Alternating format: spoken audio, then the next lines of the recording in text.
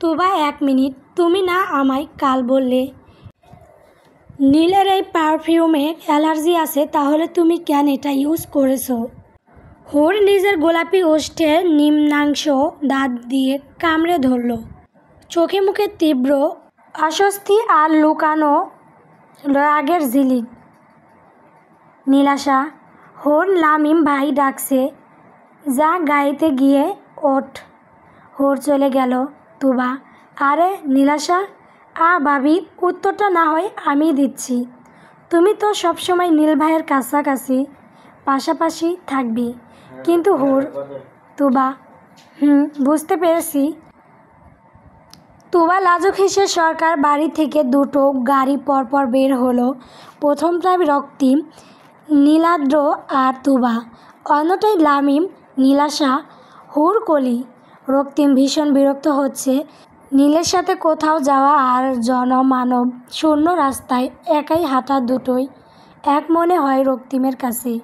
নিশ্চয়ই ওরা ভীষণ মজা করছে, এটা ভেবে রক্তিমের বিরক্তি ভাবটা বেড়ে গেল। যদিও তুবা নিজে নিজেই বকবক করছে, কারণ যে মানুষটির উদ্দেশ্য কথাগুলো বলছে সে মানুষটি হ্যাঁ সূচক উত্তর ও কাঁদছে না। কিন্তু না, রক্তিমের ধারণা পুরোপুরি ভুল। সবাইকে যে মাটিয়ে রাখে তার মনটা বড্ড খারাপ। হুর চুপচাপ বাইরের দিকে মুখ করে বসে আছে। লামিম গানটা চালানো। আমাকে আমার মতো থাকতে দাও, আমি নিজেকে নিজের মতো গুছিয়ে নিয়েছি। যেটা ছিল না সেটা না পাওয়াই থাক, সব পেলে নষ্ট জীবন। তোমার এই দুনিয়ার ঝাপসা আলো কিছুর সন্ধ্যের গুঁড়ো হাওয়া কাছের মতো যদি উড়ে যেতে চাও তবে গা ভাসিয়ে দাও। দূরবীনে চোখ রাখবো না। না না না না না না না না এই জাহাজ মস্তল সারখার, তবু গল্প লেখছি বাজবার আমি লাগতে চাই না। আর কোনো রাত দুপুরের আবদারটাই চেষ্টা করছি বারবার সাঁতরে পার খোঁজার। কখনো আকাশ বেয়ে চুপ করে যদি নেমে আসে ভালোবাসা, খুব ভোরে চোখ ভাঙা ঘুমে তুমি খোঁজো না আমায় আশেপাশে। আমি আর নেই, আমার জন্য আলো জেলো না কেউ, আমি মানুষের সমুদ্রে শুনেছি ঢেউ। লামিম, নীলাদ্র, তাদের দুজনের গাড়ি এসে থামলো একটা পার্কের সামনেই। পার্কের পরিবেশটা খুবই সুন্দর, প্রাকৃতিক পরিবেশকে ফুটিয়ে তোলা হয়েছে। কেউ তাদের প্রিয়জনের সাথে সময় কাটাচ্ছে, কেউ বা আড্ডা দিচ্ছে বন্ধু মহলের সাথে। হুরের মন খারাপ থাকলেও এখন পরিস্থিতি ভিন্ন। চোখে মুখে আনন্দের স্পষ্ট ছাপ তার। কলি, নীলাশা আপু, হুর আপু, দেখ ফুচকা, ঝালমুড়ি, চটপটি, তেঁতুলের আচারও আছে। নীলাশা আর হুর দুজনে তাকালো, সাথে সাথে দুজনে খুশি হয়ে গেল। তুবা, এইসব জায়গায় খাওয়া ঠিক নয়। কলি, ওকে তাহলে তুমি থাকো, আমরা যাই। নীলাশা, হুর, কলি এক প্রকার সেদিকে দৌড়ে গেল। রক্তিমও তাদের পিছনে পিছনে যেতে লাগলো। নীলা, লামিম দুজনে একটা বেঞ্চিতে বসে কথা বলছে। তুবার ভীষণ বিরক্ত লাগছে, তবে সেটা প্রকাশ না করে নীলের পাশে গিয়ে বসল। হুর, নীলাশা আর কলি কম্পিটিশন করছে কে কতটা ঝাল খেতে পারে। হুর ফুচকা খেতে খেতে হঠাৎ তার চোখ পড়ল নীল আর তুবার দিকে। হুরের রাগটা তাজা হয়ে উঠল। হুর বাড়িয়ে বাড়িয়ে আরও ঝাল খেতে লাগলো। এর মাঝে হুর বেসম খেয়ে বসল। রক্তিম তড়িৎ বেগে পানির বোতলটা এগিয়ে দিল হুরের দিকে। হুর পানিটা ডক করে খেতে লাগলো। নীল এক দৃষ্টিতে তাকিয়ে আছে হুরের দিকে, কিন্তু তার নড়চড় নেই। লামিম ধরে এগিয়ে গেল বোনের কাছে। লামিম, হুরজান, খুব কষ্ট হচ্ছে, আয় আমার সাথে, চকলেট খেলে ঝালটা কমে আসবে। হুরকে নিয়ে যেতে লাগলো লামিম। পিছনে পিছনে নীলাশাও আসলো। লামিম, থাক, তোরা এখানে দাঁড়া, আমি আসছি। কিছুক্ষণ কেটে গেল, লামিম এখনও আসছে না। নীলাশা, তুই দাঁড়া, আমি আসছি। ঝালে হুরের চোখ দিয়ে পানি গড়িয়ে পড়ছে। হঠাৎ কেউ তাকে টানতে লাগলো। টানতে টানতে হুরকে একটা গাছের আড়ালে নিয়ে গেল। হুর, নীল ভাই নীল, খুব জেদ তাই না? নীলের আগুন চোখ।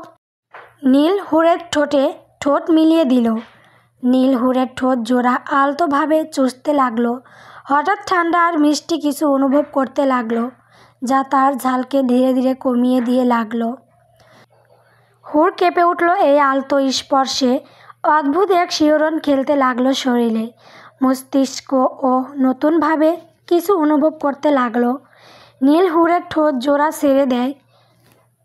হুর এখনও খানিকটা হাঁপাচ্ছে। হাঁপানোর ফলে তার ঠোঁট জোড়া আগলা হয়ে আসে। নীল হুরের হাত আইসক্রিম ধরিয়ে দিল। নীলের চোখে এখনও রাগের ঝিলিক।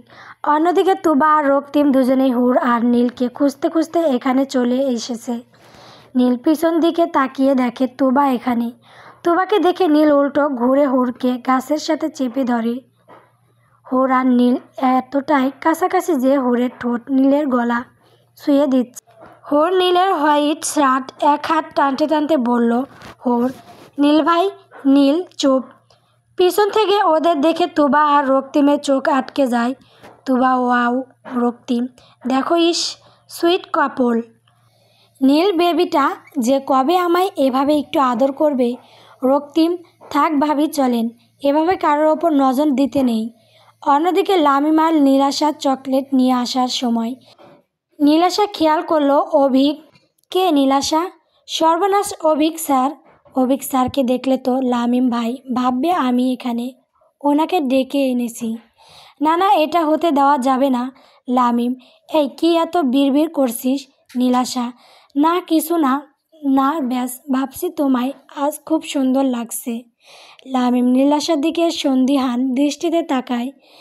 বাম দিকে তাকালেই অভিককে দেখে ফেলবে লামিম।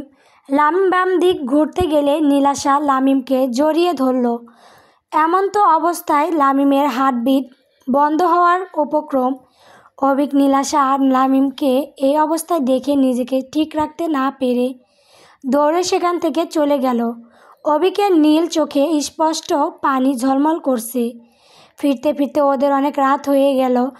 হুড ড্রেস চেঞ্জ করে বিছানায় এসে বসল।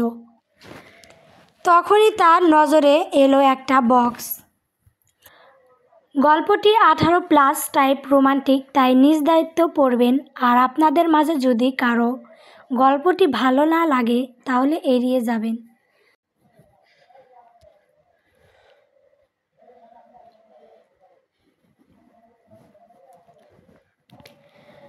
বক্সটা পার্পেল পেপার দিয়ে মোড়ানো। আজ ইংরেজিতে 2025 সালের 27 অক্টোবর। গত 6 বছর যাবৎ তার জন্য এই একই দিনে পার্পেল কালারের মোড়ানো একটা করে বক্স আসে। এবার তার ব্যতিক্রম হলো না। হুরের শরীর ঘামতে লাগলো। কপাল বেয়ে ঘাম গালে এসে ঠেকলো। হুর বাম হাতে বৃদ্ধা আঙ্গুল দিয়ে মুছে নিল।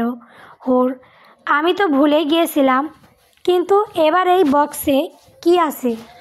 কারো যত্ন সহকারে মোড়ানো বক্স হুর কৌতূহলী বশত তাড়াহুড়ো করে খুলতে লাগলো। ভেতর থেকে বেরিয়ে আসলো ডায়মন্ডের নেকলেস আর একটা চিঠি। হুর পিক স্টার ডায়মন্ড নেকলেস। হুর নেকলেসটি বেডের ওপর রেখে চিঠিটি হাতে নিল। হুরের অদ্ভুত এক অনুভূতি হচ্ছে, কেননা অপরিচিত ব্যক্তিটি এই প্রথম তাকে চিঠি পাঠিয়েছে। হুর চিঠির বাস খুলে পড়তে লাগলো। প্রিয় আগুন, রক্তের দাগ এখনও হাত থেকে শুকায়নি। ঝরঝর করে 2-1 ফোঁটা গড়াচ্ছে এই শুভ্র কাগজে। তবে তুমি চিন্তা করো না আগুন, এই আঘাতের অনুভূতি কখনোই আমার জন্য বেদনা নয়, বরং আনন্দের। তাই তো এই আনন্দ ঘন মুহূর্তে তোমার কথা আরও বেশি মনে পড়ছে। চিঠি লেখার অভিজ্ঞতা এই প্রথম, তবু গুছিয়ে লেখার চেষ্টা করছি। মনে রেখো, এই প্রতিটি শব্দের অধিকারিণী একমাত্র তুমি। আচ্ছা, তুমি কি কখনো বৃষ্টিতে ভিজেছো? আমি ভিজিনি, তবে তোমায় নিয়ে ভিজবো একদিন। আচ্ছা, তুমি কি কখনো পুরো শহর ঘুরেছো? জানি ঘোরা হয়নি, তবে তুমি কি জানো এই শহর আমার আয়ত্তে। আমার শহরে তোমায় নিয়ে ঘুরবো একদিন। সমুদ্রের পার দাঁড়িয়ে তোমার নরম কোমরে হাত রেখে আকাশের দিকে তাকিয়ে লালচে কমলা আবৃত আকাশ গভীর অন্ধকারে ছেয়ে যেতে দেখব। এগুলো যদি ভালোবাসা হয় তবে ভালোবাসি, আর এই ইচ্ছেগুলো যদি ভালোবাসার লক্ষণ না হয় তবু তোমায় চাই প্রিয় আগুন। তোমার উপস্থিতি আমার বুকের বাপাশে অনল সৃষ্টি করে, তাই তো আমার চোখে তুমি এক জ্বলন্ত আগুন। এই চিঠিটা শুধু আমার আগমনী বার্তা নয়, এটা তোমার জীবনে আমি এক অংশ হিসেবে প্রকাশ। তৈরি থাক আগুন আরসি। আমি ইতি। MKR হোর অবহেলায় চিঠিসহ নেকলেস সোফার ওপর ফেলে ঘুমাতে গেল। বহু অপেক্ষার পর হলেও অপেক্ষারা ক্লান্তিতে ইতি টেনে সেই প্রিয় মুহূর্তটা আসে যার জন্য আমরা অপেক্ষা করি। ঠিক তেমনি অন্ধকারের ইতি টেনে ধরণীতে আজও আলোর রোশনিরা ঝলমল করছে চারদিকে। ক্লান্তিহীনভাবে নব শিশু হাঁটতে শিখল, যেমন ক্লান্ত তাদের ছুটে পারে না, তারা থামে না। ঠিক তেমনই আলোর রোশনিরাও থামছে না। অন্ধকারে গ্রাস করে চারদিকে আলো ভরিয়ে দিতে তারা ব্যস্ত। হোর ক্যালেন্ডারের সামনে দাঁড়িয়ে আছে। আর দুদিন পর নীল আর তুবাই এঙ্গেজমেন্ট, আর তারপর বিয়ে। হোর আর মাত্র দুদিন পর তোমার আন্টি বদল, তারপর বিয়ে। কিন্তু প্রথম বউয়ের অনুমতি ছাড়া তো দ্বিতীয় বিয়ে কথা নিষেধ নীল ভাই। আর তুমি একবার ওই আমার অনুভূতি নিলে না নীল ভাই। এটা শুধু পাপ নয়, অন্যায়ও। হোর নাটকী ভঙ্গিতে কথাটা বলে মুখের রেখায় ভয়ঙ্কর হাসি ফুটিয়ে তুলল। হোর নেকলেসটা দারুণ দেখা যাক। কেমন লাগে আমায়? হোর নেকলেসটা গলায় পড়ল। হোরকে বেশ মানিয়েছে এই সিম্পল নেকলেসটাই। নীলাশা দরজা খুলে আচমকা ঘরে ঢুকলো। নীলাশা, কী রে হোর, এখনও রেডি হসনি? কলেজ যাবি না? নীলাশা। হোর, ওয়াও, নেকলেসটা তো জাস্ট ওয়াও, তোকে ভীষণ মানিয়েছে। হোর, তাই? তুইও পরে দেখ। নীলাশা, না না, তার কোনো প্রয়োজন নেই বোন, যার জিনিস তার কাছেই থাক। পরে দেখা যাবে। তোর এই নেকলেস পরা নিয়েই আমি ইন্না নিল্লা হয়ে যাব। হোর, দূর শালি, পুরাই আজ্ঞা। নীলাশা, দেখ বোন, তুই আমায় শুধু আজ্ঞা না আজ্ঞা থেকে বের হওয়া হাঁসের ছানা, মুরগির ছানা, কোয়েল পাখি, টিয়া পাখির ছানা পোনা বদলেও আমি তোর এই নেকলেসে আমার এই হাতির কলিজা নিয়েও টাচ করছি না। পরে দেখা যাবে আমার হাতই থাকবে না। হোর, হাতির কলিজার কিন্তু তুই তো মানুষ নাকি? আমি ভুল বুঝতাম এতদিন। তুই আসলে আমার ভাইয়ের ভাষ্যমতে সেই আদিকালের পুরনো 1000 বছরের ডাইনি। নীলাশা, না, আমি তোর ভাইয়ের ভাষ্যমতে সেই আদিকালের ডাইনি নই, বরং সেই সন্ন্যাসী যিনি মানুষ হয়েও 100 বছরের তপস্যার পর কাল নাগিনীর রূপ পেয়েছে। এখন এই রূপের বিষ দিয়েই তোর ভাইকে আমি ঘায়েল করে দিব। লামিম, কার রূপের এত জ্বালা ধরেছে যে তার ওই চাটা রূপ দিয়ে আমায় ঘায়েল করতে চাইছে? তার উদ্দেশ্য বলছি। ওই সবে আমার টাও নাড়াতে পারবে না, মানে চুল। লামিমের হঠাৎ উপস্থিতিতে নীলাশার মুখটা চুপসে যায়। লামিম, হুরজান, এই নে তোর ফেভারেট চকলেট। ফকিন্নি কেউ ভিক্ষা চাইলে 2-1টা দিয়ে দিস, না হলে আবার পেট খারাপ হওয়ার চান্স থাকে। নীলাশা, হুর, তোর ভাইকে বলে দিস শুধু তোরই ভাই নেই, ভাই আমারও আছে। নীলাশা সবাক বসত গাল ফুলিয়ে চলে গেল। নীলাশা রাগে খট করে দরজা লাগিয়ে দিল। নীলাশা, কি ভেবেছেটা কি? যখন খুশি আমায় এভাবে অপমান করবে? ওই নারকেলটা আমি আজই আমার ভাইকে নালিশ করব। নীলাশা কান্না জুড়ে দিল। নীলাশার কাঁদতে কাঁদতে বালিশটা নিজের কোলে নিয়ে নিল। বালিশটা সরাতে বেরিয়ে আসলো একটা হলুদ রাঙা শাড়ি, তাজা বেলি ফুল আর কিছু চকলেট। তার উপর ছোট্ট একটা চিরকুট, তাতে লেখা আদিকালের ডাইনি। নীলাশা নাক মুছে নিল। নীলাশা চাই না আমার এসব যখন তখন অপমান করে আদিকালের ডাইনি, শুকনা পেটনি বলে। আবার দরকার হলে নীলা বলে ডাকে। হোর সিঁড়ি বেয়ে নামছে, তার গলায় চকচক করছে পিঙ্ক স্টার ডায়মন্ডের নেকলেস, যা উপস্থিত সকলের নজর কাড়ল, কিন্তু কেউ কোনো প্রশ্ন করল না। রক্তিম, হোর খুব সুন্দর লাগছে তাকে। রক্তিম নীলের দিকে তাকিয়ে বলল, নীল, হোর এক কাপ কফি বানিয়ে আনতো। রুহানি, আমি যাচ্ছি। নীল, না মা, হোরের হাতের কফি আমি খাবো। আজ পুরো 4 দিন যাবৎ ওর হাতে কফি খাই না। নীল একদম শান্ত ভঙ্গিতে বসে মোবাইল স্ক্রল করছে সোফার ওপর বসে। বাড়ির 2 কর্তা অনুপস্থিত। কমল সরকার বসে সংবাদপত্রে চোখ বুলাচ্ছে। হোর, নীল ভাই, এই নাও তোমার কফি। হোর বাগানে যাওয়ার জন্য পা বাড়াতে নীল থামিয়ে দিল। নীল, দাঁড়া, হোর কফিটা তো আগে টেস্ট করি। এই 4 দিনে না আবার কফি বানানো ভুলে গেলি। হোর ডোক গিলল। নীল, রিল্যাক্স পাখি। নীল কফিতে চুমুক দিল। অমনি মুখ বিকৃত করে কফিটা থু দিয়ে ফেলে দিল। পুরো কফি হুরের দিকে ছুঁড়ে মারল। হুরের বুকের অংশ পুড়ে গেল। হুর, আহ! মা জ্বলে গেল। লামহার রান্নাঘর থেকে দৌড়ে আসলো হুরের চিৎকারে। লামহা, হুর, এই হুর, খুব কষ্ট হচ্ছে মা, দাঁড়ার নেকলেসটা খুলে দিই, এটার সাথে টাচ লাগলে আরও বেশি ব্যথা করবে। লামহা নেকলেসটা খুলে দিল হুরের গলা থেকে। রুহানি, লামহা, রাউজি, নীলাশা, চারুলতা সবাই ব্যস্ত হয়ে পড়ল হুরকে নিয়ে। কমল, এটা কোন ধরনের ব্যবহার নীল?